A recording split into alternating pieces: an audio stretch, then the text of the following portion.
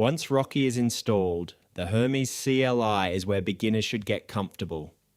Running Hermes with no extra command starts an interactive agent session. Use Hermes Chat Q for a one-shot question from the shell. Use Hermes version when you need to confirm the installed version. Use Hermes, continue to resume the latest session, or Hermes, resume with a specific session when you want to pick up old work. The most useful configuration commands are Hermes model, Hermes setup, Hermes config, Hermes tools, and Hermes doctor.